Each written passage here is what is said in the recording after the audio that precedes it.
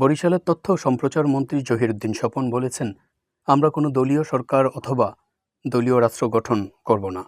আমরা জনগণের সরকার গঠন করব। নির্বাচিত হলে আমরা সরকারে থাকব, না হলে সরকারে থাকব না, কিন্তু নির্বাচনী ব্যবস্থাকে প্রাতিষ্ঠানিক রূপ দেব। রোববার সকাল 11:30টায় বরিশালের গৌরনদী উপজেলার কান্ডাপাশায় খাল পুনঃখনন কর্মসূচি উদ্বোধনকালে এসব কথা বলেন তিনি। বরিশাল, ভোলা, ঝালকাঠি ও পিরোজপুর জেলা সেচ উন্নয়ন প্রকল্পের আওতায় কাপড়াতলী খালের পুনঃখনন কর্মসূচি উদ্বোধন করা হয়। তিনি আরও বলেন, আমলা ও পুলিশকে জনগণের জন্য কাজ করার পরিবেশ তৈরি করে দিতে হবে।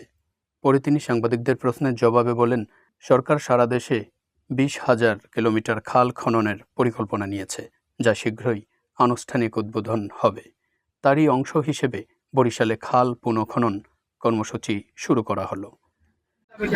আমাদের সরকার, তারেক রহমানের সরকার 20,000 কিলোমিটারের খাল খনন প্রকল্প আমরা হাতে নিয়েছি।